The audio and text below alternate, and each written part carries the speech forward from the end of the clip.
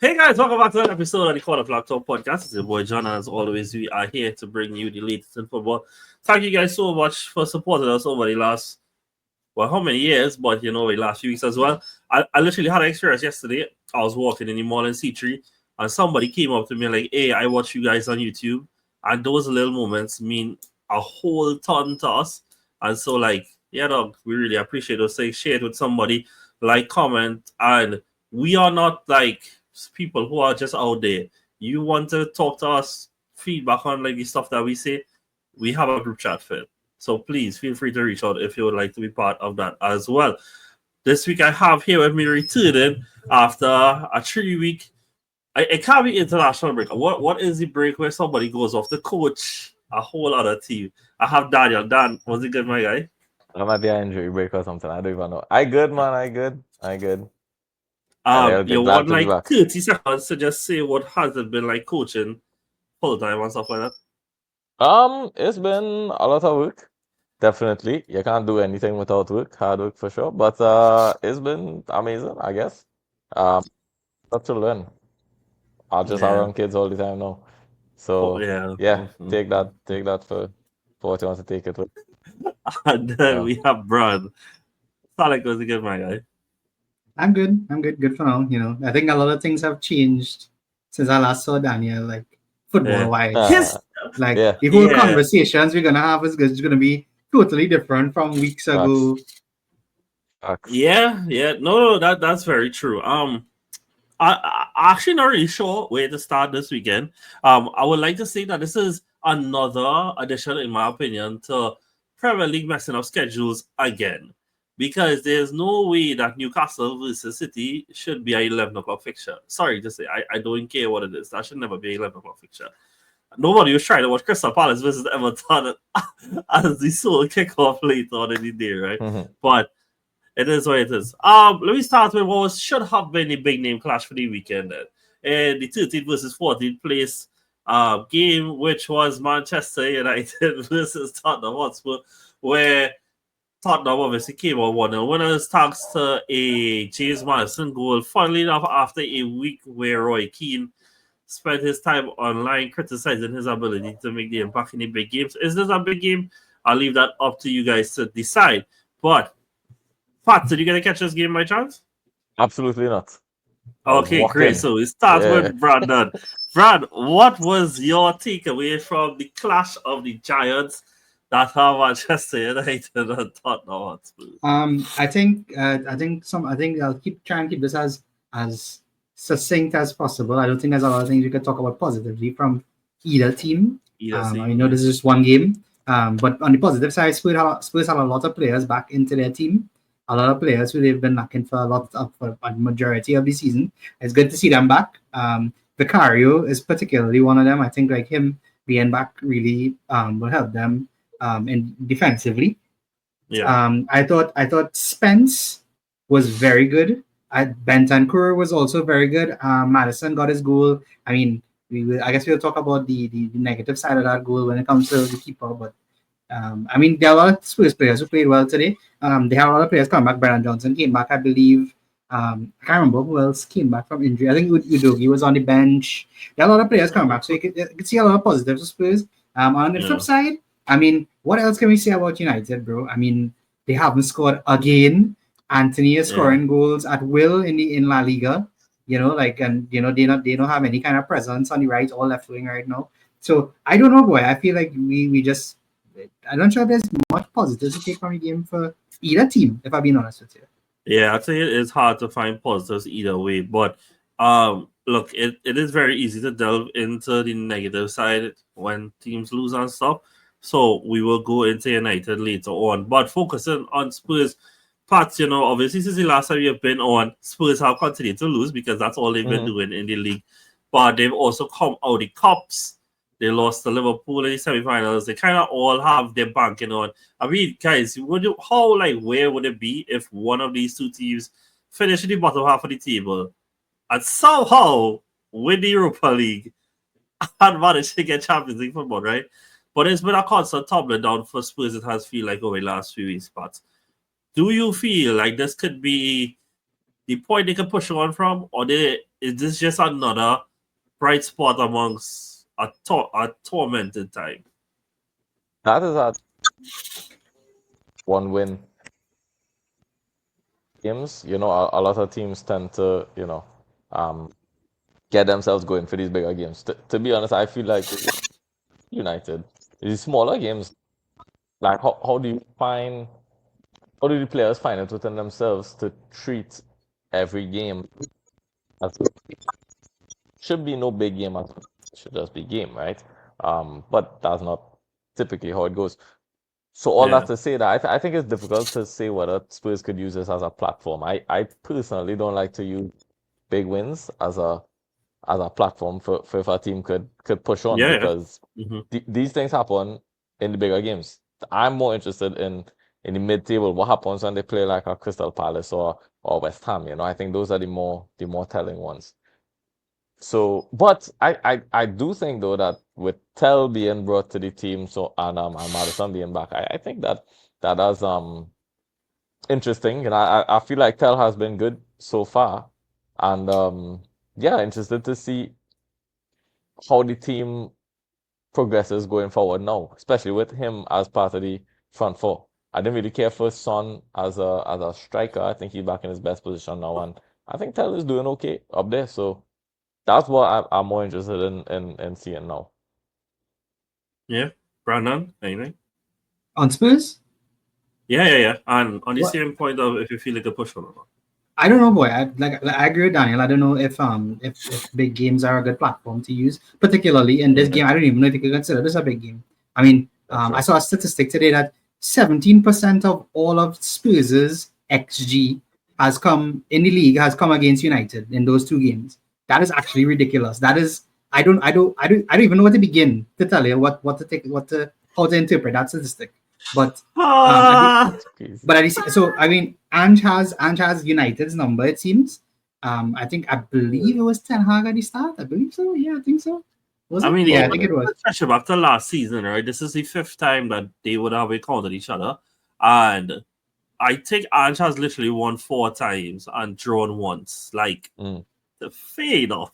Fade off. Yeah, look, and I mean, I just don't know where to put this type of win because United are so poor at the moment, and I think Yeah. Spurs weren't great as well. But Yeah. at this point of the season, you just need to get results. Like I feel like the Yeah. performances, doesn't really matter, and that's all they need. Spurs trying to finish the season as strongly as they can, and I guess if they continue to move from here, maybe we could look at this as a turning point moment for them. But as of right now, I just don't know if you'll see more of the same coming in the next few weeks for them.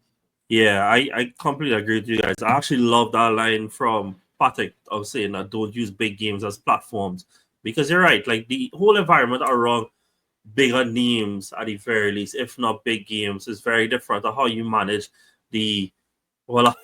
I was gonna say the 11 to 20 teams, but they are part of the 11 to 20 teams. Yeah, crazy, yeah. I mean, I really wasn't saying that to make fun of them. That was just a side benefit. Nah, you really will. But but they but deserve to be made fun of. I'm not gonna lie. but yeah, I don't think it was that great of a game as well. I know he scored, but truthfully, I actually felt like I spent most of the game actually being annoyed at Madison. I felt like he was taking real extra touches, taking real long to give off the ball, was trying real hard to be the one to. And I don't like that some of the responsibility placed on him. I found honestly, Odegaard is somebody who came back from injury as well, and when him and Brendan Johnson came on and Kulusevski went into the middle, I know the game got a little bit more stretched at that time, but I thought that they attacked a lot better in those moments. But in terms of the bigger picture, I fully agree with what you guys were saying. And I think with Spurs, there is no real chance of them being drawn into relegation, right? So it's really about just using the league to buffer their Europa League campaign there. I mean, Ange says that he wins a trophy the second year. Well, then that's the trophy there for him, and that trophy has a double bonus. And he says that yes, trophy, European win, as well as they'll get into the big European competition for the following season. Moving over to Manchester United. Before I ask you guys questions, I just have some stuff here for you guys. 12 losses this season. It's most through 25 games in Man United's history. Had 9 at this point last season. 8 wins through 25 games this season. Its fewest in history. At this, the next lowest was 9 in 2019-20 under Ole Gunnar Solskjaer. 8 losses in the last 12 Premier League games, and in that span, only 2 teams have more losses. Only want to guess which 2? Southampton And Leicester. Well done. And held scoreless. I think this is probably the most indicted one. Not that losers, no, but held scoreless 10 times in the Premier League this season.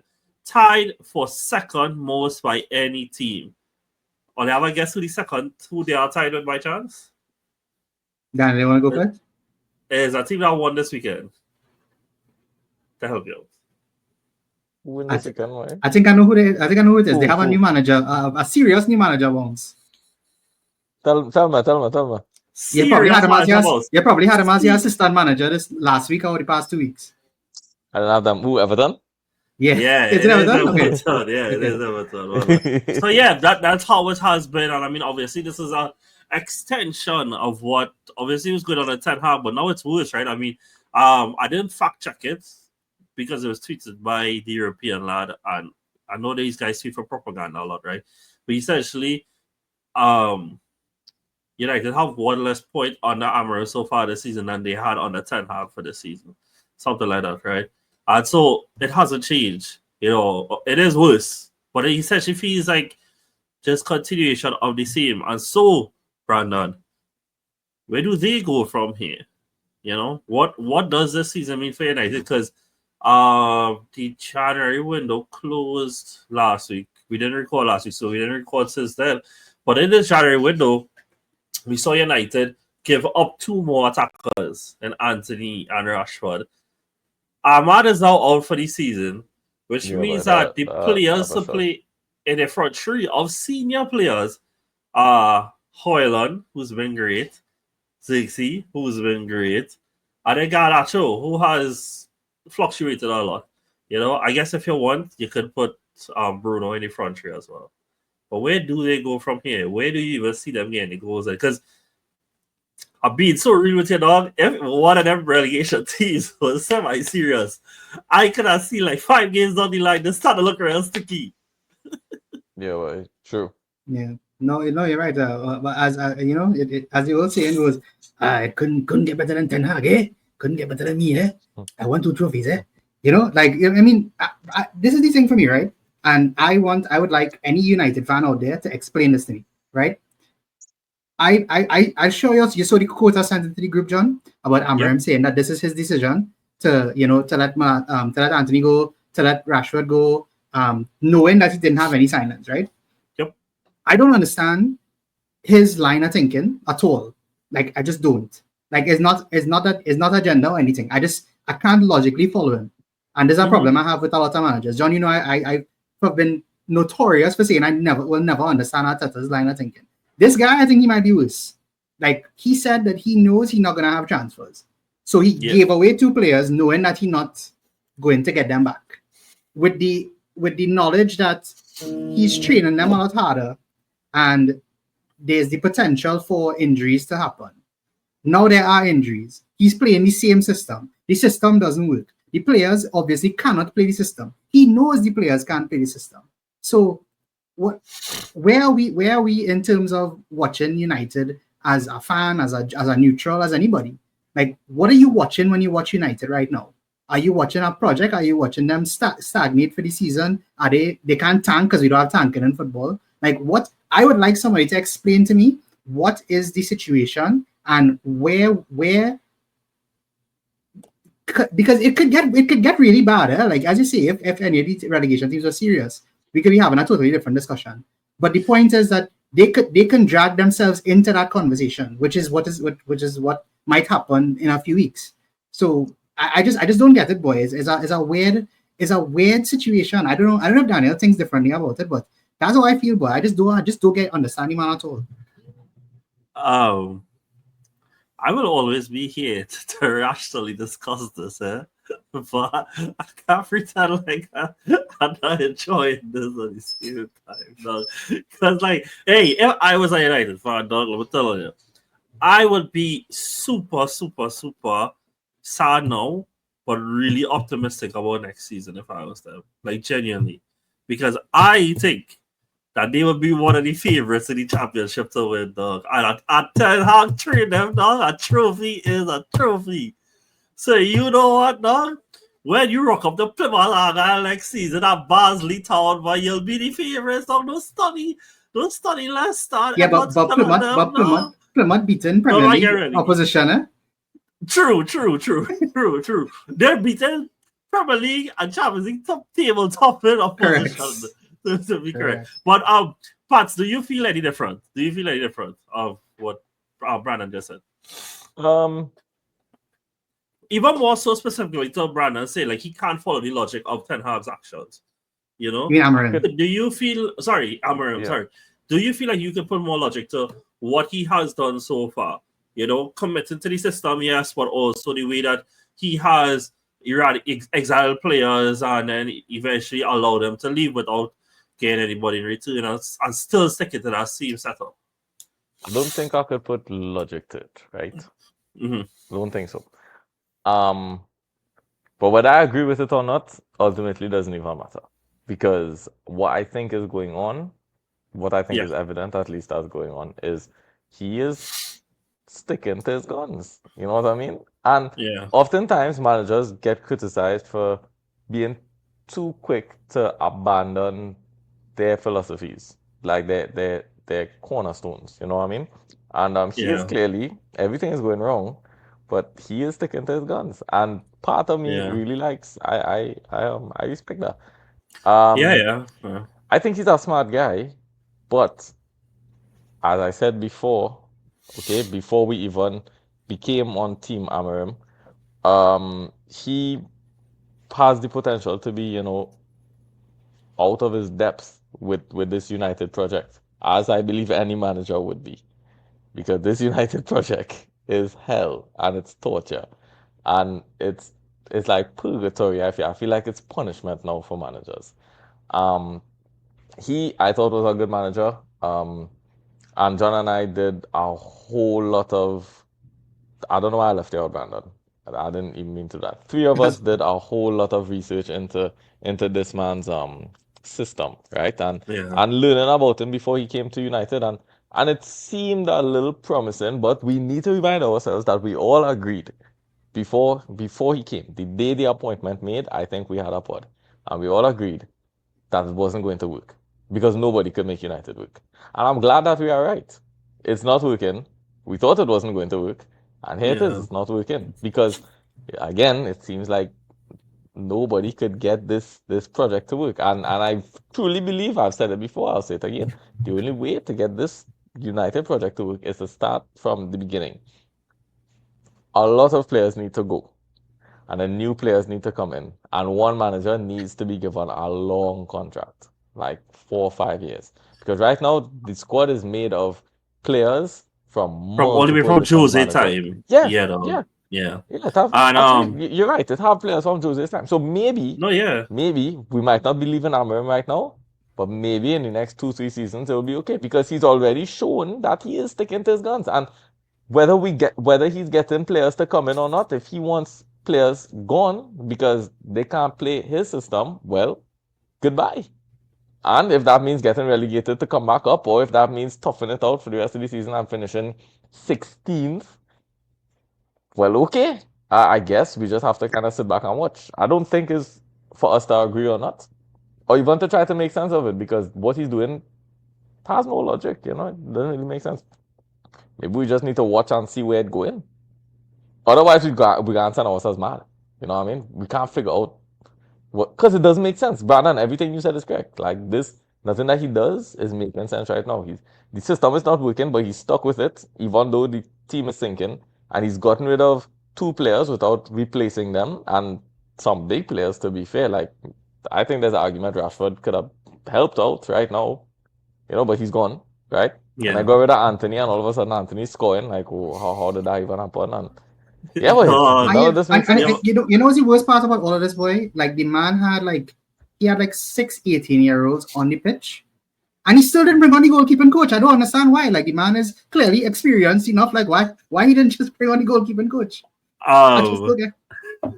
Look, I get where both trains or thoughts are going, right? And I mean, look, I think that if he gets his players, he gets to put the attacking wing backs and stuff like that. I think when it is like he goes up against the West Broms and the Bristols the next season, that it's good. But beyond that, I fully agree with what Pats was going with is that this needs to start from the bottom. Well, I'm saying that this has to be something that comes from the top with them because I think the biggest issue with everything that's going on from now, it was easy to blame the Glazers and whatever, right? But since Ineos has come in now, they opted to keep Ten Hag, right? They opted that even though they were unsure that it was widely reported that they vetted 8 managers and they still came to the conclusion that, Ten Hag was the man, but they're not extending him, eh? They just activated the 1-year extension. Yeah, so clearly indicated they're not totally sure. You then went on to sign all the players that he wanted. Like, this is not a case of, let's say, like Chelsea, right? I know, Brandon, you don't necessarily think that Chelsea are signing players for Maresca, but they are signing players. Okay, well, you need a left winger. We're going to try to find the most talented left winger out there. Might not be specific for you, but somebody that's high and whatever, right? I talk about like that. Not signing specifically for him, but high prospects. People that look good on scouting, on data and stuff like that, right? But they signed specifically for him after they committed to that for the last 2 years, which resulted in them finishing their lowest position ever. And what has resulted in that is this season has come out here, right? And where Ineos has started wrong was there for me. And then now, they had to have some foresight in all this, right? That if it is that that, if we back Ten Hag in the summer, we spend on Delit, we spend on Zirkzee, we spend on Mazraoui, whoever else, Euro, whoever else, that they would have been hamstrung later down the line, knowing that they might have had a situation where they had to sack the manager, then that's poor from them, in my opinion. Because then now you're watching a position here where they have Ten Hag on this side of the spectrum. Amorim, whether you rate him or not, the system that he wants to use is on the whole other side of the spectrum. And therefore, the players that he needs and the players that he wants. And if you know that, why it is that you will prepare then to spend to support him? Because if the best that you can do to support that manager is a left back, one position in a whole new system, that to me is poor planning from the head come down. Like Amorim has to take fault for this. Well, John, let me give you a step behind that, right? Mm-hmm. You everything you just said, right? Apart from helping him in January to get the players that he wants, right? You back Ten Hag, you extend his contract, you say that there's no better manager out there to replace him, right? Then why do you sack him? Yeah. What was the point of sacking Ten Hag if this is what we were going to see happen? 3 months in that season. 3 months in that season. I like everything. Like as much as I've criticized Amorim, obviously this is a terrible decision. I even said this way back when we did the pod, like many weeks ago. Like the most logical thing to do would be to keep Ten Hag. It's his team. It's his assembled team. Every player there was nearly a Ten Hag player, right? And the problem was that with Ten Hag, they were talking about how he didn't have his players, and then he got his players. They sacked the man to put in a manager who now doesn't have his players. Don't make no sense. It doesn't make any sense. Yeah. No, you're right. And the thing is like on the face of it, they super commit to Ten Hag in that sense, right? Because we're looking at the January in the summer when they signed 3 Ajax players. After signing like 4 Ajax/Dutch players, even though the season before, and the same thing the season before that. This is the most committed I think I've ever seen, like the most clear signs I think you have ever seen of a manager being backed by the club in terms of getting players that he won. But the downside to that now then is that if it is that you wasn't so sure about this manager, which apparently they wasn't, because again they sacked him after 4 weeks in, that you now had hand whoever it might be. It could have been Pep, they had in the squad too. It could have been Klopp. It talked to me, it wouldn't have mattered. The manager would have struggled regardless, because of how indoctrinated in exactly the image of what Ten Hag would have wanted it was before. And that's what I observe Amorim of any issues in it. Because the things I have problem with Amorim is that, yes, we're now talking about, he let go Rashford, he let go Anthony, Ahmad is injured. Fair. No, it is bad in attack, right? But even when he had all the attackers, Patrick, we did the research on Amorim's system before. He uses attackers at wing back. He converts a fullback into being one of the back three. These are signs that we saw from him that made that system work so well. We have not seen that at United. Even when, yes, I understand that he said at the beginning, it's easier to teach defenders how to attack than to teach attackers how to defend. But when it going downhill so much and you're not scoring, at no point did we see him try that. Out of the near 20 games that we've seen managed by Amorim so far, have we actually seen him actually try out his system like that? I don't think so. I can't say a game where I felt like both wing backs were the attackers that he was asking for. Both forwards was attack-minded players. I don't think that we've seen that. And it feels like if he's half committed, and if it was a case where he half committed until he get the window, but he must have known. Like, these guys are not signed without being told, well, January window come in, you're not going to get to sign players. Like, we just being honest with you. We don't have no money, whatever. Are you still signing up for that? Well, that's on you. You choose to let Rashford go. You choose to let Anthony go. And I mean, nobody will say that they want Anthony going, right? Like, he succeeded in his fate. But Rashford is somebody who has over 200 career goals, bro. Like, and is still 27. And I know how the general consensus is around him. But in a squad that is so dire for goals, where your striker has only scored 18 goals once in his career, and that was in the Belgian league, and not replace Rashford is crazy. And it's asking for the situation then now. And so where do they go from here? I don't know. Hopefully down. But who knows? But the thing is that as much as I'm joking and we joke about that, like, dog, if Switch put together a run of 5 games, right? Where they go 5 games undefeated, right? Just 5. Where they get 2 wins, 3 draws. Do we trust United to do better than 2 wins and 3 draws in 5 games? Like, being honest, do we actually trust them? No, we don't. And that's a very real thing. That's a very real thing. Before we move on this game, anybody have anything else that they would like to contribute? I know you mentioned the Onana goal. Saleh, Onana goal. Onana in goal for the Madison goal. Yeah, anything you want to say specifically on that? I mean, what more you want me to say about this guy, bro? Like, I don't know what else you want me to say, bro. Weird. Let's see your technique, boy. Like, that is the best I could say. I don't know what to tell you, bro. Like, it's so terrible, bro. You can't be not scoring goals and giving away goalkeeping mistakes. Like, football 101, bro. No, it's hilarious. So they should sign a keeper next season, though. It's evident, because for exactly what you just said, you can't be not scoring goals, and then the goals that you concede is down to your goalkeeper. So, at least defensive errors, please, guys. Is the here wasn't the problem? I guess not. I mean, they have horrible feet, to be fair, but she's a really good goalkeeper. You know what's the actual confusing one to me is how at no point did Dean Henderson get a real shot to actually be their keeper. Because like when he was actually United, I thought that he actually was a pretty good keeper. But hey, so it goes. Yeah. Anything else? Oh, since the last time we recorded, Lissandro was ruled out for the season. A lot of rules out of the seasons, huh? Ahmad today apparently messed up ankle. Yeah. He was out as well for the season. For a while. No, he's out for like 6 weeks or something. Yeah. Yeah. Kind of. But I really think that this season has the most interesting thing we've ever seen, and plenty muscular related injuries. Yeah. And it's so fitting that no, not really, not so much muscular, more ligaments. Could I say something about that too? Like, I agree with you, and I know a lot of people are going to say, too much football and whatever. But I actually think, bro, like, if you really think about it, the stakes are the highest they have ever been for many years. Like, this is a, like, we've talked about this on the pod many times before too. Like, this is we're in a time frame where players are trying to be the next big thing. Teams are trying to build the next big team, the next dynasty in football.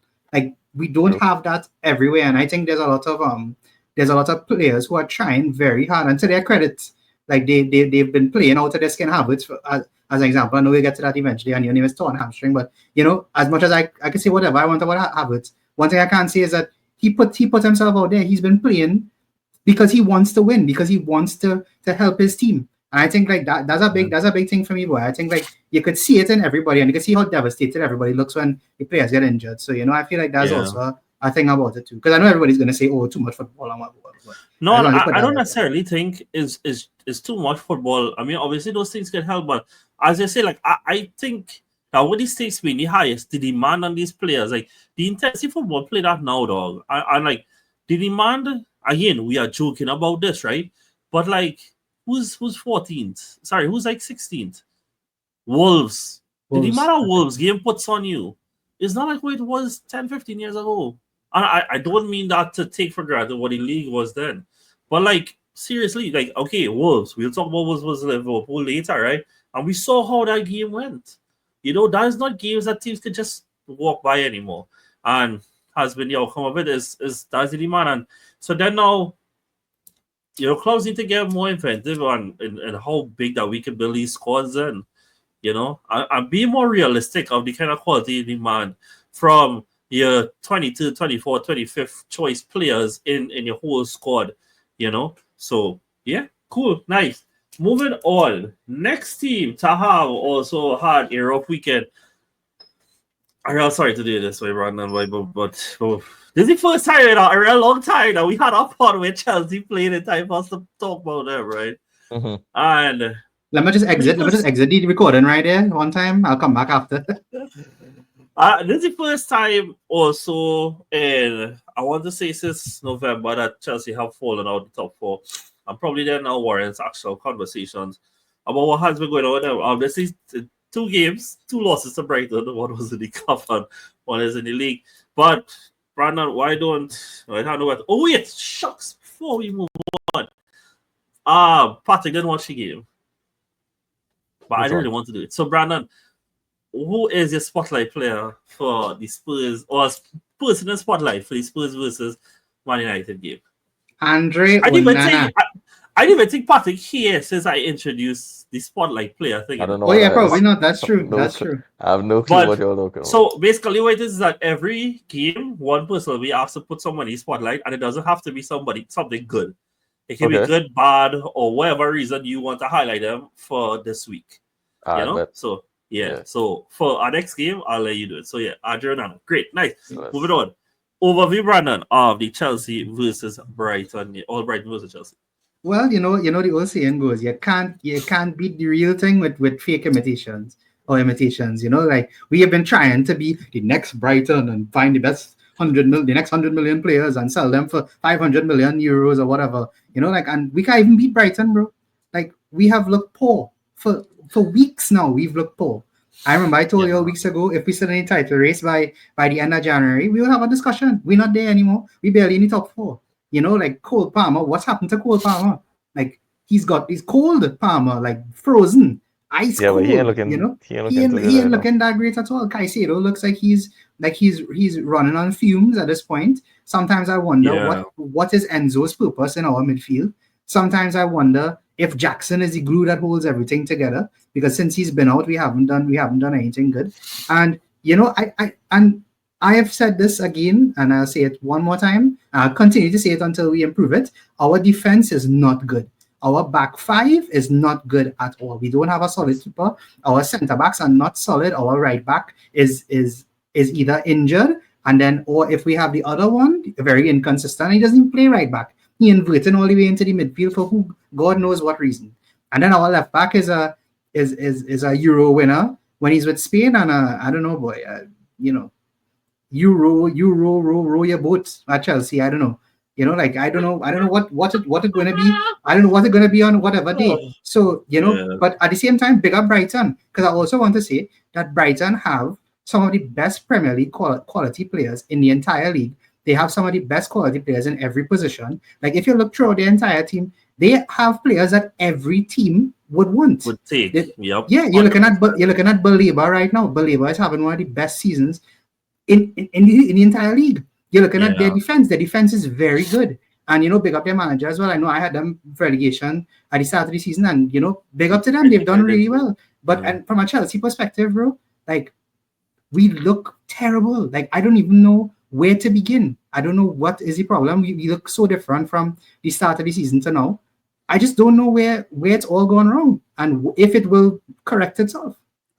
Yeah, I mean, now we see why Brighton rejected those $90 million bids for Matova. Bro, because people thought that was a ridiculous bid. And then you see him put on that touch. That touch to get around Chalobah, and then he finish. Like, come on, man. Like, let's be serious here. Like, that's quality, bro. Yeah, it is. And I mean, look, it obviously has been a very up and down few weeks for Chelsea, right? And Pats, for you to come in here now, like, do you see this turning around, or what is the fix then from Maresca from where you sit? What is the fixture that turns it around? Is that what it is? No, what's the fix? What is the fix? What do you think could change? Who you're bringing in? That kind of stuff. Because I mean, like, look, because of how good he is, Palmer is the name that's gonna come up, right? But like, and obviously in a week that you lost 3-0, you're not gonna really study the attack. But the attack has not been clicking. They have not been scoring enough. And it should go beyond just Palmer. Even should go beyond Jackson to some extent. Neto, Madueke, and Konku. Dog, a little about all the fanfare it had when Konku actually did sign from Leipzig. Dog, what is this? This is a shell of that player. This is furthest thing from him. I feel like I'm leaving out some other players as well. But yeah. Neto, dog. Mr. 2 goals, 2 goals since he arrived at Chelsea, bro. Like, that's just not good. But the manager hasn't given anybody a chance to show some consistency in the team, though, except for Jackson and Palmer. All the other attackers get 2 good weeks, and then as soon as they don't score, okay, we'll bring the next guy. Madueke, okay, come on in. Oh, Madueke, okay, he's looking good. Okay, he doesn't score. Okay. Come on in, Neto. Okay, Neto's looking good. Don't score. Okay, Sancho's looking good now. Come on. Yeah, Sancho. That's the one I was forgetting too. Playing devil advocate then here, Brian. Patrick, is this then now just a upside factor? Sorry, of just having a big squad like that, because they are in a situation where like both left wingers, both right wingers feel like all the wingers feel like they have a right to start. None of them really feel like they're behind any other one in the hierarchy. And so then Maresca is under pressure to make sure each one gets the kind of minutes to earn that spot. And so like the second any one of them drop off a little bit, well, that is the excuse to give somebody else a chance. Okay. Actually, I was gonna dismiss that, but actually I think there's a lot of value in that. Yeah, I could see managers struggling with that kind of thing, right? However, I've also seen other managers take a different approach, like Pep, and take a couple months to figure out, like 2 months maybe max, I think Pep usually takes, to figure out, okay, who is gelling in the system the best, and then, okay, Jack Grealish, right, now you start the rest of the season. If you see the example that I'm trying to make. Because City often has like 6, 7, 8 attacking players. But then when it comes down to the Jack Grealish, then okay, he plays for the rest of the season. Or when it comes down to the Foden, you doing it, okay, you'll play for the rest of the season. And so it goes, right? Because at the end of the day, there needs to be some level of consistency within the team. And that usually comes from like February go forward. That they figure out who just a match cast with. Yeah. Even before that sometimes. But I'm not saying that rotation is not good. Rotation is really good. But you still need, let me not say you need a number 1 in that position, but some consistency needs to at least be established, Anyway, how I was really going to answer your question was saying that I think Palmer is not being played in his best position right now, and he's by far the best player in the team. So they should put him in his best position first, and then the rest of the team, like, start figuring it out. Because at the end of the day, I think Chelsea needs to start scoring some goals again. It's been a while since Chelsea has scored maybe more than 2 goals in the same game. So I say put Palmer back to the left side, where he looks really, really good in my opinion, where he gets to walk around as well. Walking from the middle is not ideal. You know what I mean? But maybe did I say left side? I meant right side. Put him back on the right side. Let him do his thing that he was doing last season, and then just go back to maybe 4-3-3. Might have to be the play, or 4-2-3-1 like he's been playing. But then Nkunku is that kind of not really a good 9, not really a good 10, but he has to play. So you see what I kind of going at it. Bron, That wait a minute. that one will be tough. Yeah, but I just don't know. I don't know where the fix comes. Like, I don't know, because Jackson is out for 6 weeks. We don't have a striker, a proper striker, I would say. And Kunku is clearly not a 9. I don't know what is his aversion to playing some form of a false 9. Like, I don't know. All this tactical flexibility he was preaching at the start of the season, where he said, "Oh, we treat every game differently and whatever, whatever." But I've been seeing the same thing for like the past 5, 6, 7 games. I don't understand. I just don't get, like, what's his deal? Like, why is it that he's not trying anything anymore? Like, is there something going on? Is it that the players aren't trying? I just don't know, bro. I don't know where the fix comes. I feel like one thing I will say though, I think, like, if we were very serious about our defending, I think we'd do a lot better. Because some of the goals we give away, boy, are just criminal. Like, I mean, the defending for the second Brighton goal was horrible. So you want to talk on that a little more? I know, like, you have some real strong feelings right now. Bro, I just think, and I have people who I talk to every day, who I speak to regularly, who have told me that they think Colwell is future captain material. And I guess the captain material must be in his jersey. You know, like, I don't know if that's where it's coming from, or maybe his boxers or something, because it ain't in his playing, bro. I'll tell you that. Because the goal, the third goal, is from him assuming that he won a foul. Not that he was fouled, that he assumed that he won a foul. So, I mean, you can't, at this level, there's no place for that. You get punished at the highest level, and that's exactly what happened to us. And I feel like our defenders they're just not at the highest level. And Colwell is a very highly rated centre-back in England, a very highly rated young centre-back. But for the past 2 seasons, I just haven't seen it. Yeah, fair enough. Future for Chelsea now. I mean, it obviously, I think we all did agree that the title talk was a bit too soon, but we did feel like, they were strong favorites for the top 4. Do we still feel like that going forward? Definitely not. I don't think so. Maybe, if they pull out a couple runs together, they could get back in the top 4. But it's not as guaranteed as I thought it was. Earlier in the season, I thought top 4 was guaranteed for them. Now, Same. I can't believe that they slipped out, first of all. I think they could get back in, but all right, let's say let's say the situation plays off where 5th Champions League. Do we see them being able to? Yeah, I think they could get 5th. You don't think so? I'm sorry, I know that just catch me off guard, dog. Catch me off guard too. I didn't expect that to happen. He just dropped. Yeah, must he drop? He just dropped. Yeah. It was fine. I touched it by mistake. I didn't realize. Yeah, Brad. Do you think 5th? I think 5th is bro. I said 6th at the start of the season, and as far as I'm concerned, that looking bang on right now, because I'm telling you that I don't see Forest dropping out of the top 4. Yeah. I see Bournemouth playing way better than us, and like I just can't see them dropping as many points as we might drop for the rest of the season. And low-key, bro, City looking real good right now. So I don't know. No, City going to finish in the top 4. That's happening. Yeah, so I mean, like, City is... who gonna drop out? Arsenal are gonna drop out. Forest not gonna drop out, and Liverpool not gonna drop out. Let's not forget Newcastle could overtake you all as well. And then there's exactly, bro. Exactly. Newcastle actually looks really good. Yeah, I don't know. I mean, it's just hard to watch. Tough. What are Bournemouth doing in 5th though? Like, bro, if we're being honest with ourselves, right? Legit. They are a perfect example of why big clubs cannot complain about injuries, bro. Have you seen their injury list? My goodness. Like, they playing scraps right now, bro, and winning games against big teams. Yeah, both strikers got like ACLs or something. Didn't Unal do his ACL or something? Both of them out, yeah. Crazy stuff. Unal did his ACL too? Yeah, he did. I think Unal did his ACL. Wow. I know Emerson did. Yeah. It was like days apart when they got injured. Yes, that is true. That's insane. I mean, we both mentioned Newcastle and City just now. I mean, it's only after we go on to them next, which is Newcastle versus City, which is the Marmoush welcome to the Premier League game Yeah, as boy. Omar Marmoush scored a hat-trick. You know, he scored one, he scored two others to go with it.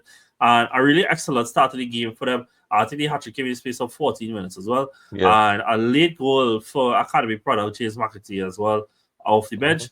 But yeah, it was a really dominant performance. And sorry, I almost forgot again. Before we move on, Brandon, spotlight player, sorry, for the Chelsea versus Brighton. I'll give that one to I'll give it to Baleba. Baleba was really good in the game, to be honest with you. Nice. So you not gonna give him a two, though. This guy. Bro, Matoma was really good too, but I mean, dog Baleba was just running the whole show. Fair enough. I did Bro, watch the game. that man made Caicedo and Enzo look like 200 million rupees, bro. Fair enough. Nice. Again, that was really good. Yeah, so Patrick, let me get through this to you now. What was your general overview of the game? Hey, I was surprised, to be honest. I thought Newcastle would get more of a fight. Yep. Yeah. Actually, I didn't even expect Newcastle to be on the back foot so much. I thought it was gonna be an intense game. My opinion, at least. But now, total domination from City from minute 1 to minute 90. And Marmoush took up some very interesting positions. He was more inside than I expected, especially for a Pep team. There was almost not much width there in the first half, and then eventually Gvardiol did this thing, but and provided the width, But I felt like it was a much more narrow game than I was accustomed to seeing from a Manchester City team, And that was very interesting. I almost feel like Pep has kind of simplified the system, wouldn't you say? Like there's not too much intricacies, crazy things going on now, way. Yeah, you know what I mean? Yeah, that's fair. Yeah, it seems like a standard 4-2-3-1 at the moment. Yeah, you know what I mean? There's the fullbacks aren't inverting. John Stone's not stepping into midfield. It's a pretty standard system, and I really like it. I think 2 months ago, that was the suggestion from us, our collective suggestion, that City should simplify the system because it's not going good. And that's one way that you steer the ship, So I'm glad that they did that from a corner flag perspective and from a just City perspective. I don't want to see them drop out the top 4. I'd like to see them in the Champions League again. But no, I thought the game was surprising.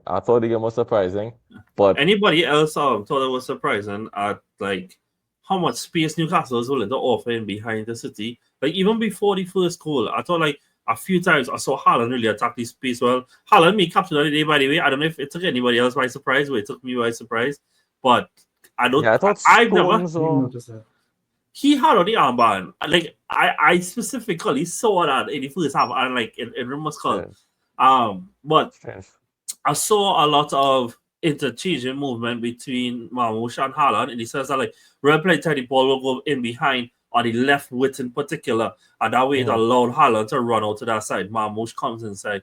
I think it's been a very long time since we see Pep allow that kind of interchanging positions in the front line because we saw so much of focus on Haaland. The lines of the penalty spot go back. This is where we wanted to dominate. Whereas that one, even though he didn't come away with a goal, we saw a more expansive attacking approach from City. But before we continue on City, Salik, how did you feel about Newcastle? I mean, we know we've been seeing Newcastle steamrolling teams over the last few weeks and stuff, but this felt a little bit more timid than what they have shown us to be more accustomed to. Yeah, well, nothing does look better than Newcastle in a purple patch, I must tell you. When they're on form, they just look real good. And when they're not on form, they just look real bad. But I want to go off of what you just said about they gave City so much space in behind. I thought it was very interesting that I thought it was quite I guess brave is the word I used at the time, but I guess it's foolish now in hindsight. Yeah. I don't know why they were pressing them so high. Early on in the game, they were super, super, super high, trying to win the ball off the defense. I guess they've seen City look bad in the defense, and I thought they could get at them. But I mean, probably, to be fair, probably saw a lot of like over the last few weeks, how many individual errors we've seen from City centre backs. To be fair, Kusanov, Akanji, Stones, like we've seen it a few times. yeah, exactly. And then you look at Edison, for example, but Edison ended up getting himself an assist. So I mean, that's just to tell you the levels they were looking at. I think, and I also think that what Pep did well in the game was that sometimes football is a very simple game, right? Like, the majority of the interactions, I would say, in the game was going to be in the midfield. So what did Pep do? Bypass the midfield. Just play balls in behind. Play it into Haaland, play it into Marmoush. It worked. It worked out. Like if your keeper is assisting your striker or your one of your forward players, you can't ask for more than that, bro. Like, I mean, that's your plan working to perfection. I thought Marmoush did really well to get in behind. He covered a lot of space. I gave him a note that I think he's a more mobile version of Alvarez, or what's Pep wanted Alvarez to be.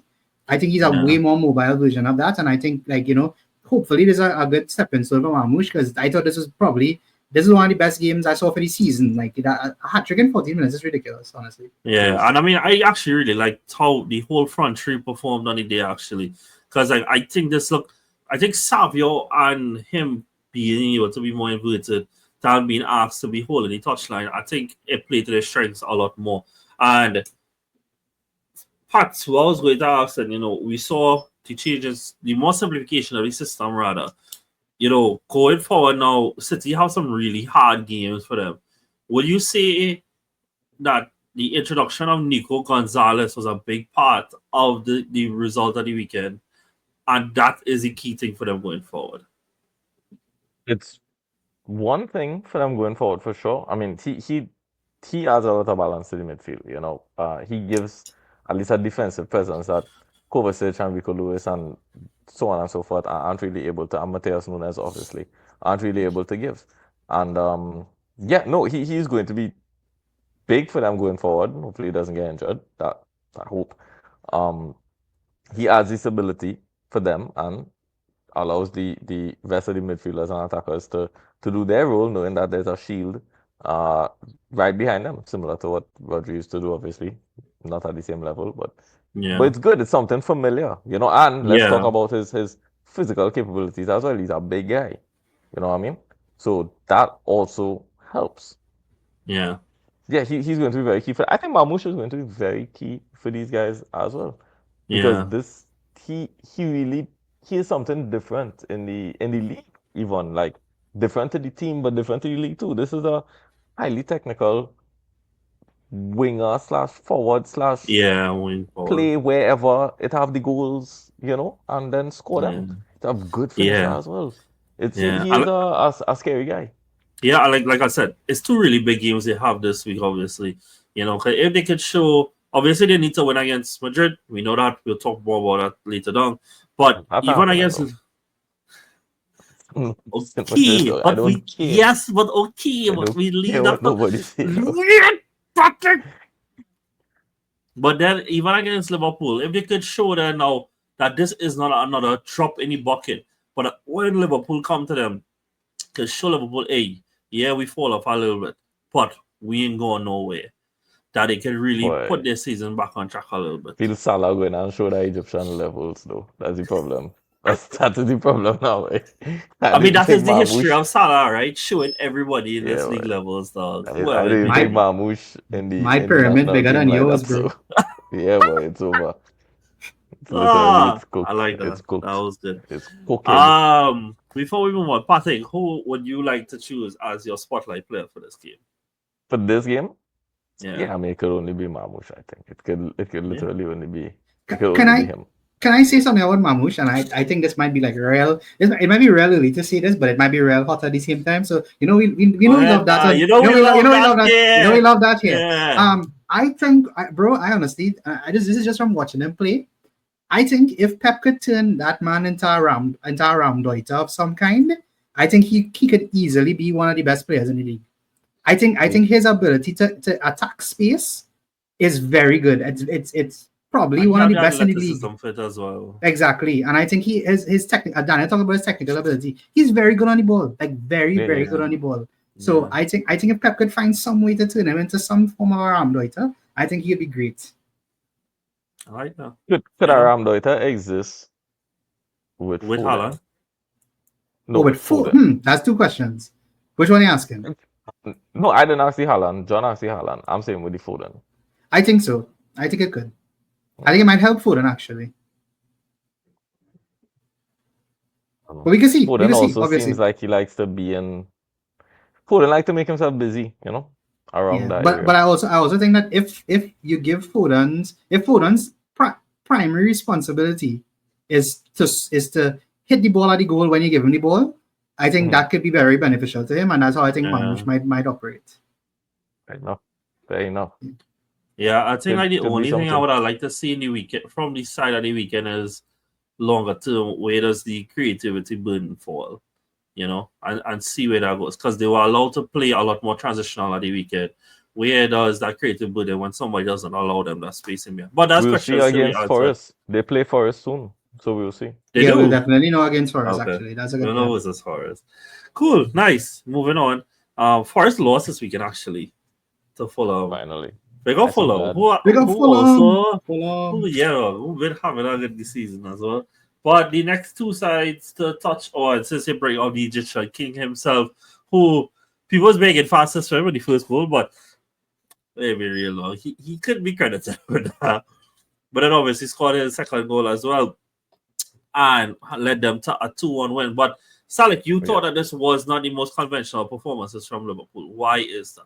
No, it was not. And I think that this is something that I've seen throughout the entire season, where Liverpool as a collective, they don't play well. But again, bro, the stars stars shine brightest when you're in the dark, bro. And players like Van Dijk, players like Salah, players like Gravenberch this season. Oh my goodness. Like like that's just what you need. And I don't think there's much else to talk about. I don't think Soboslai had a good game today.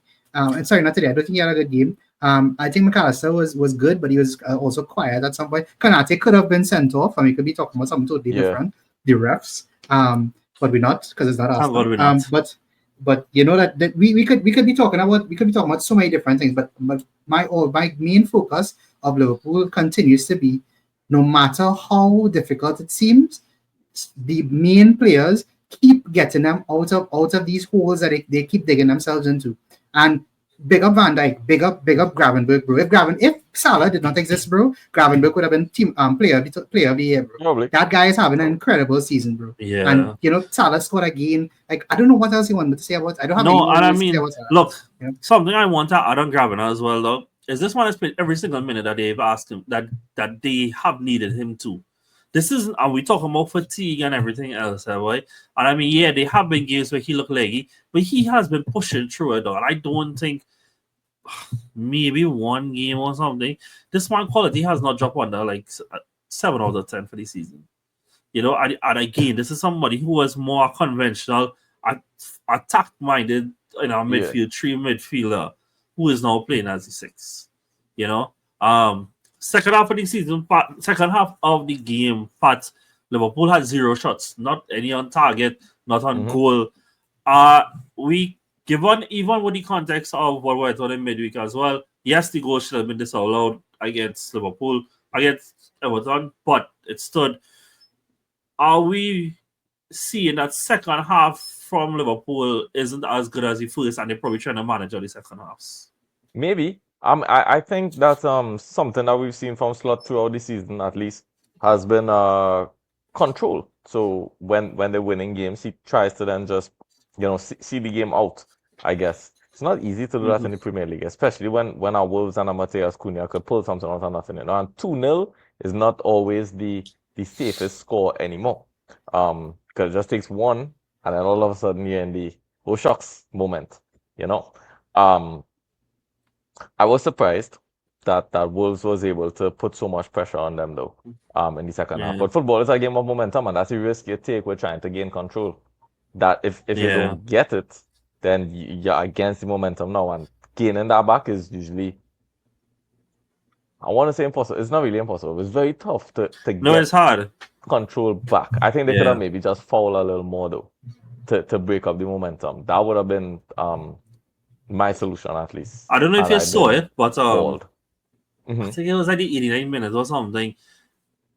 Big up Kwanzaa, because he had a block thought that was going to be a tap into somebody on the back post. Yeah. With Cunha again, bro. Like, you put in your notes that Cunha auditioning for Anfield. What is that what you had put? Yeah. His audition. Yeah, bro. really well, Like, in my he opinion. was fantastic, bro. Like, I still think, like, I think Luis Diaz has done manfully well this season, but I still think that there's questions on the longer term 9 at Liverpool. Bro, I think he's showing that he could more than go up to that level, boy. And I mean, like, I know he's at Wolves now, but like, if we remember, like, way back, like, he was touted to be like a highly rated prospect coming through at Hertha, playing at Leipzig. And when he went to Atletico Madrid, it just didn't work out for him. But now we've seen him in the Premier League as well. Did y'all hear? Sorry, before you continue. Sorry, I don't mean to cut you off. But did y'all hear Slot's comment about Cunha, like before the game? No. Slot's comment was that in the Eredivisie, a player from 15, 16, 17 lower down the table can't play for Ajax, Feyenoord, PSV, for example. But in the Prem, there are players like Cunha, like players who we find in the lower, like Leon Delap, for example. You know, those players can play for those bigger teams. Yeah. And I think him saying that about Cunha, was very interesting. And then he came and scored. So, you know, I just thought it was something interesting. It's a good insight to have. Yeah. But that man is on number 10 though. I don't care what nobody say. I don't No, see him. I hear you, bro. I totally agree with you. I even think probably not even a number 10, probably like a left forward or something, or a right forward or something. I mean, no, Loki, if the system was looking like a better prospect, he should have aspired to go to United. I agree. I totally agree. That's exactly what I'm saying. Exactly what I'm saying. That's exactly what I mean. I agree, which is why, like, when the Kiel was rubbishing Cunha to United, I wasn't on that dog because I think I totally agree. As like a 10 off the striker, I think he does really well. I do think when I say that he could be 9, it's more like he could play as a false 9 type. I think he's closer to Firmino than anything though. Like not to say he is Firmino, he could be like Firmino, but like his role would be more Firmino-like than anything. Like I think if he was to go to Liverpool, I don't think he would score as much, but his impact overall would just be, you know, great because he's just bringing everybody together, which is a great strength to have. Yeah. Let me talk about I've won my spotlight and I'm gonna tell you all and then I have to run. I'm so sorry, guys. No problem. But why Jota didn't just make it 3-0? This is what I really want to know, right? He didn't need to fall last at year, all. The ball was in his control. Last year. The man just he can't help himself though. He can't help bro. The man just fall on, bro. Dog, he didn't need to do that at all. He get around the keeper nice. You know, the ball still in his control. He could score a goal for himself. You know what I mean? He still didn't give Salah a penalty. Why does we see in here? I don't understand. That man drugs or something. I can explain that. The man to his core is a gamer, dog. So he know nobody has he in their side. But he know everybody has Salah in their side. And he trying to help all the dogs out. That is what it is. No, that's good. Hey, now, before I run, I'm going to spend 2 minutes. I have 2 things that I want to bring up. And I don't think we was going to bring it up in the pod anyway. Number 1, anybody see Bellingham red card? That's crazy. Yes. I really laughed though. Crazy. But that's insane, right? That's insane. Does that affect him? That does not affect the Champions League, right? No, it doesn't. No, that's La Liga, right? I think it's La Liga, right? Yeah, cool. I just to quickly quote Craig Burnley, he was like, if we can't curse at referees, the game is completely gone. And he says, like, he's not cursing down the ref. He is just expressing emotion at the highest level. Yeah, he just cursing himself. Level. Yeah, he just talking himself. Bro, the man just, and he didn't say thing the guy. He just said thing off, you know, but the person interpreted the wrong thing. But yeah. Yeah, so that I thought that was hilarious though. I hope it didn't get overturned though. It really should get overturned. Somebody had to clip them and wings, right? Somebody has to. And if it's the ref, I see no better person to do it to Real Madrid. Let it be the ref, dog. The one guy that's been there for them their entire life should now come and backstab them. I love it. Yeah. And so what was the second thing? Right. Second thing was if I want to talk real quick about why Barcelona gonna win the Champions League. I hear for it, you know. Give me your 3 big points real fast. Huh? Give me 3 main reasons. Yeah. Okay. 1, Liverpool don't have the minerals, and they seem to be the top candidate. So let me just get them out of here. 2, if not Barcelona, it's going to be Real Madrid. But it just have to be Barcelona because how it could be Real Madrid again, fellas? That's so boring. And then number 3, dog, best player in the world, you mean Lamine Yamal. He needs to win the thing so that he can get the Ballon d'Or. So if he can't get the Ballon d'Or, he just have to win the thing. So it's of course And an then he gets effect, out away chicken number and 10 egg. after that, eh? After he gets out away Correct. number 10, eh? It's easy. It's It's all just a written chicken in. and egg It's type of written thing, in. you know. He's going to win the Ballon d'Or. So he have to win Champions League. So it's actually that simple. Like if people just have the vision, they would see that Barcelona going to win. So that's it, fellas. I really appreciate you all being here, and I'm so sorry for having to leave. But That's okay. We appreciate you forward, coming out, you bro. know. So yeah. Thanks so much, guys, and I will watch the rest of the pod on my own time tomorrow to see what you all discuss about the Champions League. And take care. Yeah. Bye. Yeah, bro. Cool. Take it easy. Bye. Okay. Take care. Bye. Welcome back to the pod. I leave it all that then, boy. No, yeah, we just can't keep continuing. We just gotta keep running on. I don't think it's have anything else to discuss before we go around the leagues, boy. Yeah. I think I had quick wasn't it quick hits for the Prem? Did you have quick hits for the Prem? I wanted real quickly a spotlight player for that game we just saw about Liverpool and Wolves. Bro, low-key, I think Van Dijk had an insane game, bro. Like I Yeah. think some of his recoveries, some A of his few weeks ago, Bran, interceptions. a few weeks ago, you had said that you think like Arsenal might have a better centre back partnership, but Van Dijk is the best centre back, and like I agree with that, like head and shoulders, bro. Like I don't say that to take away from. There has been long parts this season where Konate has been really good and whatever, but like I think like over the last weeks it hasn't always been there. But you see, like when it all comes down to it, trophies does matter in these conversations, boy. But like, can you see history not gonna reflect how there have been times in his career at Liverpool where Van Dijk has held on somebody was around them back for us and held on men out of form and kept them at title, peace, and level, you know. And somebody I also feel like that about, which we don't have to get into now, is Gerard Piqué. But that is a whole other thing. We don't need We to talk get for hours on that. into that. Talk for hours on that. All right. But hold on, before we continue, I just the last thing I'll say on Liverpool before we go. Like, bro, one of the things I've learned to appreciate about Van Dijk is that, and there's a thing I appreciate about a lot of footballers that I like. He makes very difficult things look simple. Like some of the interceptions he made today, like running back, ball trying to play in behind him. He even if the ball's behind him, he's still able to cut it out. Like it's so effortless sometimes from him, and I feel like people just don't give him any credit for that.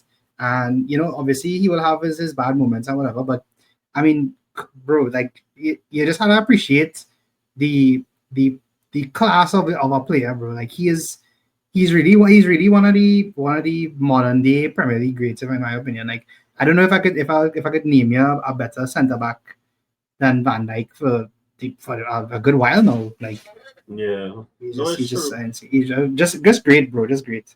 Yeah. All right. Let me do this extremely fast so you can put me on my misery. Arsenal won 2-0 against Leicester. And yeah. Double M. I do understand why you say Trossard is an example, so why injuries aren't the excuse. Oh, bro, But- because I can explain it to you, right? Because I think that there are times where you have Yeah, to step up. yeah, of course, bro, of course. That is Yeah. exactly what I mean. Like And I Brad, I understand. Go ahead. Sorry, I didn't cut it. Go ahead. before like Saka had get injured, right? Like I was super frustrated with the season Trossard was having, boy. And this brought me back to like how he played now to my core of like, and this is a big reason as to why I appreciate Saka so much as well. Dog, I really don't care who performs well when you're 3-0 up. I really care about who performs when you need it. And don't get me wrong, like Kai and Martinelli literally have paid with their bodies for what has gone on. But like, dog, big up Trossard, dog. Like, big up how good he has been and how impactful he has been and the leadership that he's taken up. And look, we won this week. They won this weekend. And so, like, I don't want to do the whole negative side of things, but like, there's going to come a time though where they really is going to have a conversation about another gender-driven, just a serious conversation about Arsenal if they really want to be where they claim they want to be. on players like Odegaard and stuff. If it is that this is really where the responsibility want to lie in the team in terms of where you're asking our role to be and stuff like that. But this weekend isn't for that. You know what, real funny, dog?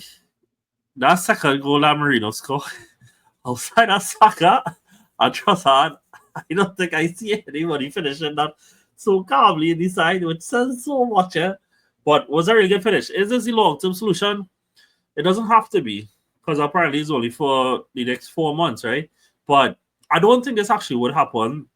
But if I was Arsenal, what I would have liked for them to do when Saka and Martinelli are back, I don't know if they would do this, but I would like to see Trossard left Martinelli through the center and Saka on the right. And see Yeah, how my that team, you know, goes. I could see Because see a like, manager. I can see a manager doing something like that. they're not my manager. I don't support that side again. But I don't think I think Leicester did really well to make the center really physical and stuff, and that made it hard for Trossard to get into the game. And I can see sides in Europe doing that as well. Whereas I think Martinelli has the athleticism to try and disrupt teams a lot more. And I think Trossard has seriously hit our creativity by playing on the left side, bro. Like, he's done so well to actually dribble at men. I just wish this man had pace in it. Like, if this man just had some speed to his game, don't forget the ball left wing up, because he finishes, he creates, he has no angle bias because he has his on his both feet, dog. And he has cojones, bro. Like, you know what big goals I've seen this man score for this team? You know, like, oh my god, dog. Like, I have, like, I know, like, for a while, like, he was underperforming, but dog, this is what matters. And the thing is, Arsenal somehow finding themselves still title relevant. I hate title race because the truth is I don't think that there is a race. I think the table looks like there's a race, but I don't think there's a race. You know? I think if there ends up being a race, it's because Liverpool gonna fall off in an absolutely comical way. They're gonna end up playing these players who should be in all-time conversations in some very awkward positions if they don't owe it to them to keep seeing the season through. You know? Like, let me read, right, Brandon? If the season fall apart, I have no doubt in my mind it wouldn't be down to Van Dijk, it wouldn't be down to Salah, it wouldn't be down to those kind of players. They will hold their own. As if the rest of the team will hold their own. And they owe it to them for all what they do for the last 9 years to do it for them. You ask any questions, what the expectations should be. Honestly, Brandon, the expectations don't change. Is that Arsenal should be out here this season to win a title. And what my expectation of that team is now is that they are going to fail those expectations. And they're going to have to live with the ramifications of that. But that's their fault. Like, I don't care. That's their fault. That's everybody in the club fault. You know, I have my opinions as to how much blame may lie, but ultimately, it doesn't matter. It's all of them fault for not being able to help. The fact that it didn't, like, it's very funny and it worked, so we can laugh about it now. But the fact that it did have to reach the point, Brandon, where a midfielder like Marino had to play strike says so much. Now, if it turns out that this one actually works longer term, I will actually be annoyed to some extent, because then that club not gonna want to sign nobody in strike after that. However, my spotlight player is Ita Waneri, bro. Fantastic game again. And again, talk about players stepping up. He's been fantastic. And just for some context, in this game alone, he has completed 6 out of 7 dribbles. Phil Foden has completed 8 for the season. Wow. Yeah. Wow. Yeah. I would just like to say one thing on Waneri, and this also goes into one of your other players as well. I've seen a lot of Sterling slander, and rightfully so, because he did have a very poor performance. However, I would like people to keep in mind that Sterling was once in a position similar to where Waneri and Myers Lewis Kelly. And I think people forget very quickly the kind of career that Sterling had. Like, he's played before Man City, where he won everything. And I think like people forget like who he was before that. And the kind of career that he's had. Like, Sterling started playing at 17, bro. Like, I believe his debut was at 17. I believe so. I think Waneri is also 17, right? Yep. Yeah, I mean, like, you know, like, and you know, be careful what you speak of on other people, because Brandon, what did you think to say, John? What I mean to pass yet? Yeah, and I mean, you know how I feel about Sterling on the whole, regardless if he came out or not. As much as I'll be frustrated because you know how he plays. I never disrespected him. You know. This is a Premier League great dog. I don't care, and at the very least, I know at least he offering some guidance and advice to these players coming through as well. Now, the bigger issue is that the club position themselves that they have to rely on somebody like Sterling at this point. And the Correct. thing is, Correct. I could have excused it to some extent in the summer for whatever reason. However, you had a January window, two fixings. This is not 20 years ago, Brandon, where you and I don't know the ins and outs of these clubs anymore. So when people are publishing online that Arsenal has $167 million worth in PSR headroom and you are choosing not to sign somebody, that is a choice. So therefore, everything that comes after that, I as somebody who have had an affinity towards Arsenal, I have lost all reason to defend you because you have given me no reason to defend you. You wait until somebody take the ACL to go into the market. That was what was reported. So they choose Saka was injured and not to go there only after Jesus. So you want to go into a January market and not be prepared to pay January money, which means that you had to overpay. That is just the nature of the market. You had to overpay. But you Not, take on- back that money. not only that, Yes, bro. good Like, things. not only that, bro. Like, at that time, teams knew that you needed a striker, so Yeah. they would obviously hike up their prices because they know you need a player. So it make it Yeah, even and more difficult for you to get a player.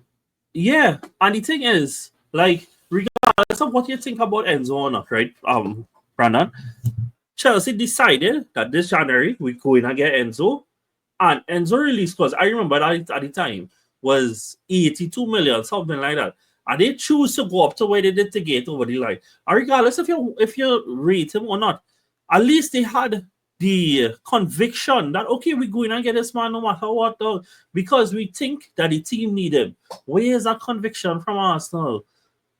From whoever it is, whether if it is Arteta or whoever in the DOF or the owners, where is the conviction to get these things over the line anymore? I don't believe that is there, which is why I can't support this anymore. I really can't, you know. But big up men like Ethan and them, because they keep my love going for a while. But and I think there is some conversations to come of not necessarily maybe this season, but in the future, how you're fitting all these guys in. And the truth is, where my answer lies means that some players got to sit out. And I think that's just the natural progression of this team. Because I think, regardless if he's captain or not, the highest level of talent makes way for themselves at the highest level. And when Ethan started bubble at that level, he'll force his way in. You know, and based on how I see that the team is building, and like it seems like Zuberman is somebody that's coming. It looks like the team is going more to a 4-2-3-1 type setup. And I think once that shift happens, I think Ethan is gonna go skyrocket playing off the striker. And that's just natural progression. Some players just get left behind on their way to the top, and that's life. You mentioned Bournemouth. We're not gonna go into depth with them, but just big up Bournemouth what they do in this season, man. I never thought I'd sit up in a position with Justin Clive is a consistent performer for a team hopeful of Champions League football. But here we are. So let's see where they go. Big up Iraola and them, man. In terms of around Europe, well, Patrick brought up the Jude incident when they drew 1-1 this weekend. Like I said, I hope it's overturned. Obviously, Patrick didn't want that. That also followed from Atletico Madrid lost this weekend as well, which means that Barca could win on Monday to go top, which means according to Barca fans, they are going to win to go top. And in other La Liga news is that Anthony has scored his third goal in 4 games for Real Betis. Didn't he get man of the match again? He got man of the match again. And if you actually saw the goal from today, that was a wicked finish, though. Like, very good finish. Very good finish. Fair play to him. Bro, I have a partner who has a theory that anytime a player leaves Man United, they immediately succeed. And he's pretty spot on so far. Yeah, it has been spot on so far. I actually did watch the Leverkusen versus Bayern Munich game yesterday. And honestly, dog, Leverkusen walk all over them. And you know, the funny thing, the best chance of the game fell to their best player. Bro, at the end of the game, bro. That's rough. But I do think that might be the nail in the coffin for a chance of a title race there. Because obviously the league has less games because it was only 18 teams in the league. And the gap between first and second is 8 points. I think 8 points with just 12 games to go, it's a little hard for them to see it. But we'll see. But if there's anybody who can bottle it, it's true. Sir Harold Kane. Sir Harold Kane. And then most Dortmund thing ever, after what they do in midweek, they lost this weekend to a relegation side. Okay. Yeah, relegation, yeah, could daily bottle too. And AC won. Napoli drew away from home. Juventus beat Inter Milan. And Juve beat Inter Milan. And he didn't get it. I don't know if it went on as an assist or whatever, but if you saw the goal, Colomani basically forced that goal. While he was falling down, he kicked the ball to Conceição, who scored. And I want to say that's it. And we can just go into the Champions League stuff from this week. Yeah. Guys, I don't have an updated score for you all because I forgot to tally up everybody's predictions this week, but I will have it for next week. I will send it to our group though when I get it. And yeah, cool. Nice. Tuesday. Actually, I'll go Wednesday first because Tuesday had the better games, if we're being honest. Atalanta lost away to Club Brugge to one of the most ridiculous penalty decisions you will ever see. Crazy, bro. And I just be first in queue to complain about Premier League ref setup, but what is that? Crazy. What is that? But hey, I'll be honest, I have full belief in Atalanta to turn it around at home. And they should against Brugge. Bayern Munich did what I didn't think they was capable of, which was win away at Celtic Park. Like, fair play to them. I thought it was going to be a 1-0 game. And fair play to Harry Kane. I do consider this as going in a big game. And fair enough to him. Then we have Feyenoord beating AC Milan with their former striker on the other side. Nobody saw that coming. I think anybody saw that coming. Yeah. And I mean, now they go to the San Siro, but I do think AC should be able to turn it around. Yeah, I'd be shocked if AC don't turn it. And the one that I don't think is a shock. Benfica won in Monaco. Honestly, thought Monaco would have put more of a fight. But I think obviously the red card in the start of the second half made it really difficult for them. And going away to Benfica now, I think Benfica gonna go through from here. You think Benfica will go through? Yeah, they're winning 1-0, and they're going back to home. Yeah, I think they'll go through. I still think Monaco have a shock in it, you know. Bro, honestly, I think they haven't. I think they haven't like one of those Cinderella stories, and I will not be surprised if they turn it around. I'm gonna take your prediction just now, so you'll tell me what you think.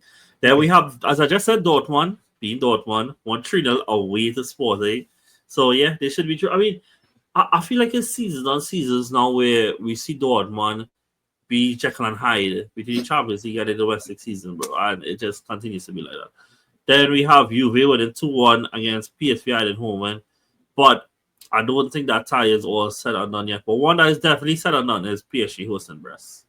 And they definitely going to go at home and just knock them out. As Ousmane Dembele once again scores. And I mean, Dembele is only now 25, boy, Brandon. And I don't have no stocks in him anymore, whatever. But... You say 25, then? Yeah. He's so young? Yeah. Nah, bro, that man is 27, bro. Is he really? He's going to be 28 this year. Okay, great. Because I saw somebody say 25 and I was like, damn, he's still really young. But that's 15 goals he has in the calendar year alone.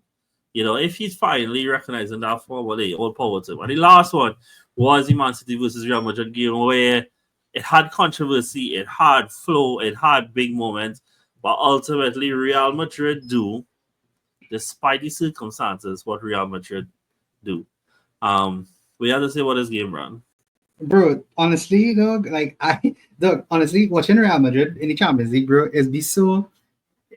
it's like watching a blockbuster movie every time, bro. You never know what you're going to see. The twist, this hit you for 6. You know, Yeah. Real might hit the team for 6, bro. Like it's be all over the place, boy. And I'll be honest with you, bro, I thought City had it in the bag, Same. and then in the end, it just was like, wow, what a game!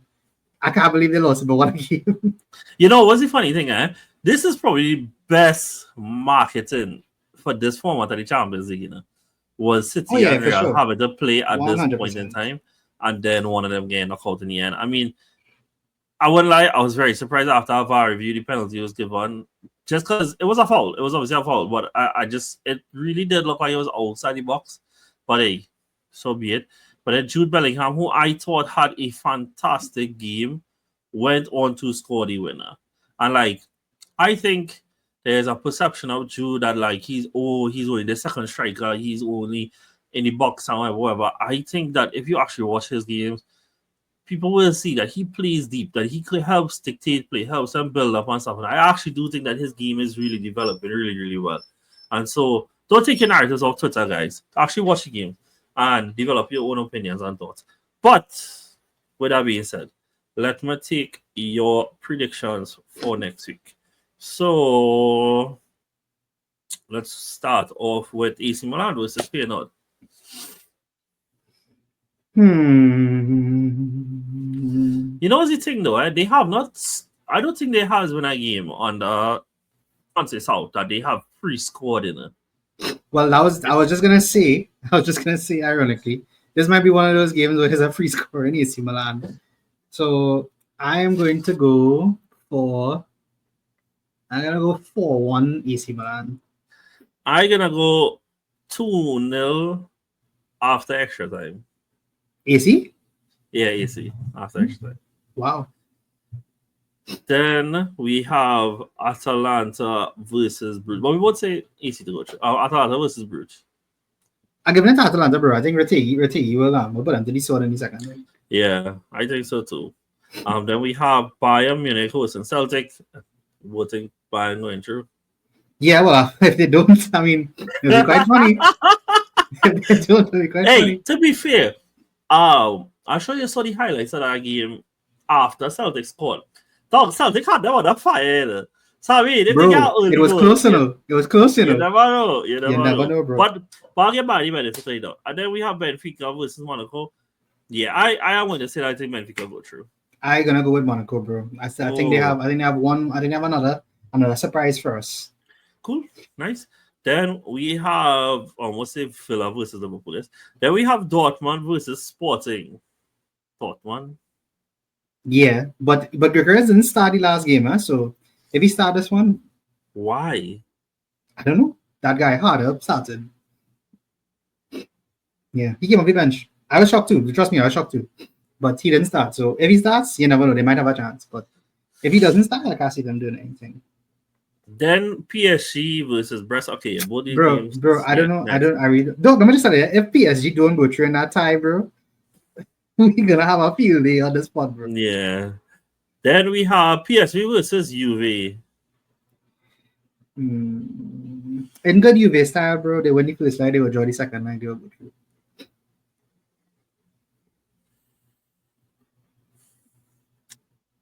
Damn. Nah, John, you can't play a face in man like Tillman and thing, boy. Dog, you know what's the thing? I actually hate Malik Tillman in it. Like that's the funny thing. Just because every time this man play Trinidad, dog, he's played the world of stupidest, but he scored it. But he does real score for PSV.